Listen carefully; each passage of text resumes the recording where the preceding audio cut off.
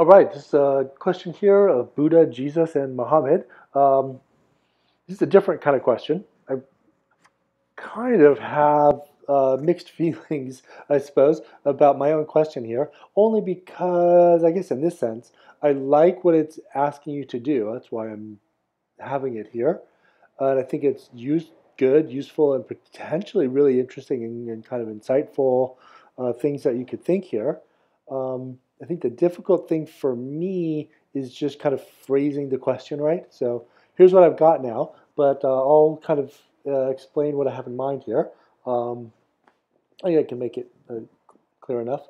Um, so here I'm asking you to choose two of these three people. The reason being is that of the religions that we've studied, three of them have individual people that are just kind of directly like the basis of the religion. I mean, God or the divine is the basis of the religion in some sense, but we can really associate um, Islam, Christianity, and Buddhism with specific people, that are kind of just unquestionably fundamental to the religion in different ways, but in ways that we really can't quite do that with Taoism, Hinduism, or Judaism. At least that would be the idea.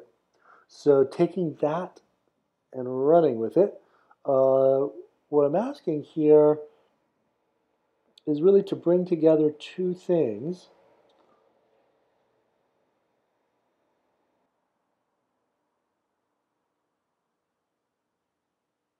Oh, sorry about that. Bringing together two things. One is information about the person's actual life. What do we really know about what really happened to them?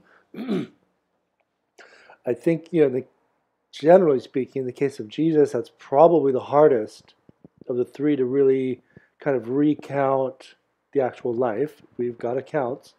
Um, Maybe a little bit better for Buddha. He lived a lot longer. Um, Still, historically, it's a little, there's questions.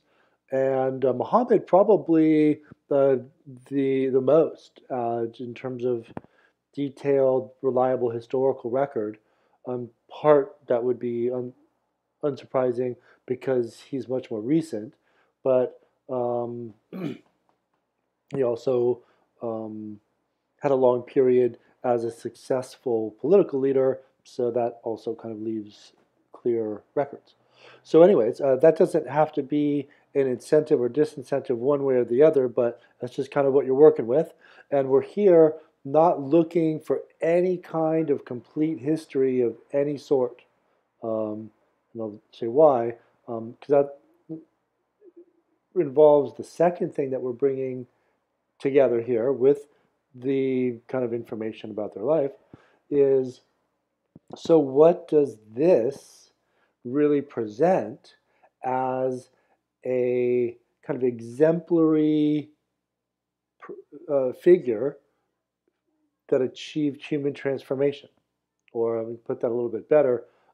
In what way does this person that lived this life present a ideal of religious transformation, or an ideal of the religious life as lived out by an actual human being?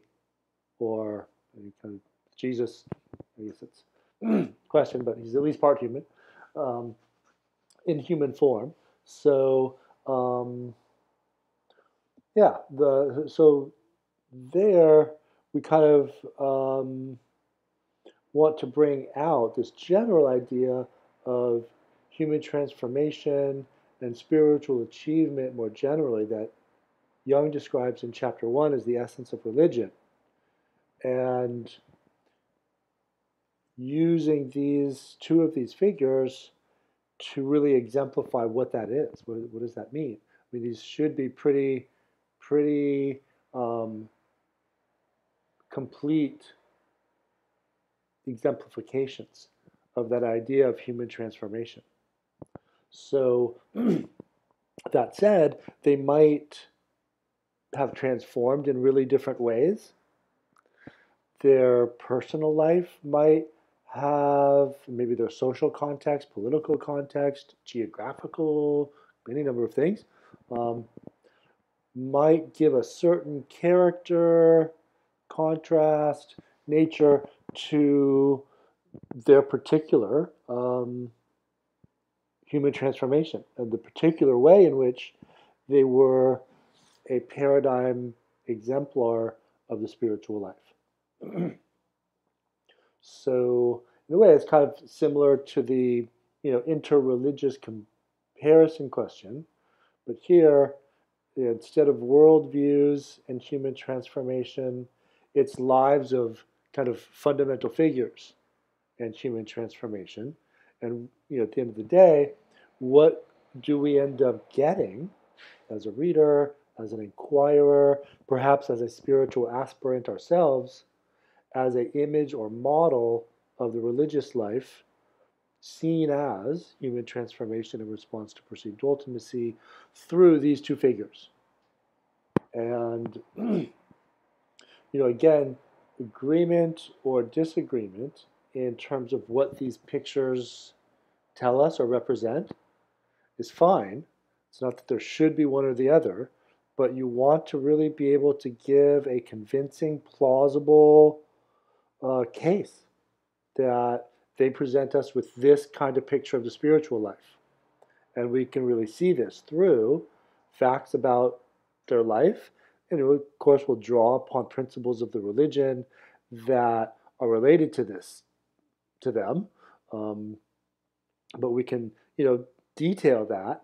And now you come in to explaining how, and this is how where you show up. So I was kind of saying earlier, saying how that really presents us with an image of the religious life. That's kind of the main doing of something that you need to do that comes from you, other than properly characterizing and setting up this nice comparison in terms of human transformations. So let's say they turn out to give us a similar kind of view, something like that.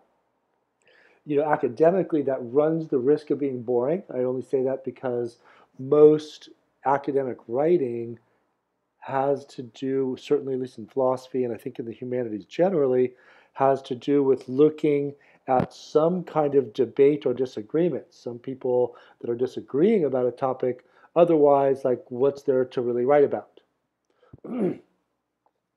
That said, there's lots of insightful common ground and sources of agreement that we can find. And some of these might be non-obvious. I think that's part of what makes something insightful or wise is that it's not obvious. And, even if it is kind of obvious, it can still be insightful in the sense of being important. That, we see something important about the spiritual life of man because we can see, figures as important as, let's say, Muhammad and Buddha both have this kind of common ground in their spiritual life that they actually led. That's probably it's a decent reason to take that seriously and think that that's a generally important feature of man's spiritual life. On the other hand, if we see fundamental differences, one thing that we can see is that Buddha really never entered political life. He was a powerful figure socially and religiously, of course, and really in his own life was pretty powerful and revered. Jesus didn't get the chance to live out that latter part of his life where he would have been.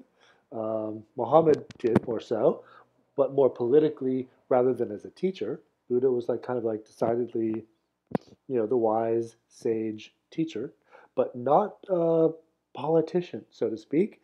I guess, which is kind of funny because his parents were told that their son, the Buddha, would, was Siddhartha at the time, either be a great religious leader or a great political leader.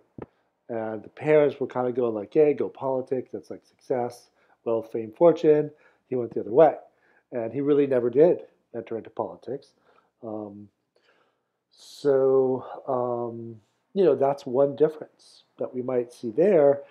Does being kind of fully living out the religious life and a complete spiritual life necessarily involve some kind of political aspect or not?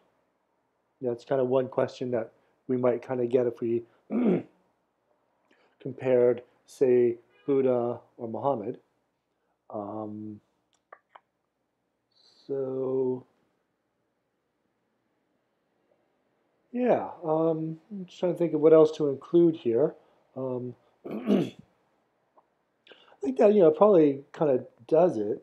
Um, Bringing together these two things. Yeah, so I think there, again, the difficult part is to try to find something that's illuminating or interesting that you can bring to the table as your way of kind of connecting these pieces. On the one hand, facts about the person's life, and I don't mean facts in like a boring bullet point way. These people have pretty interesting lives. And the chapter from Jung details a good bit of this. Oh, and here's a good point. So here's a good place where the Armstrong book, I think, is very useful and very good in bringing to life these people and really the religions as a whole as something kind of lived by the people in a way that the Jung textbook kind of really isn't trying to do. I think they're kind of trying to approach it in different ways. But yeah, I think that maybe I can close with that suggestion. You're welcome to draw upon material from either of the texts and to a large extent of the research that you do. But yeah, maybe Armstrong might be a kind of a nice source because I think her perspective might lend itself to the kind of connections that this essay prompt is directing us towards. Maybe more so than the one on Jung with the worldviews. All righty, so I think I'll leave it at that. Hopefully that was helpful.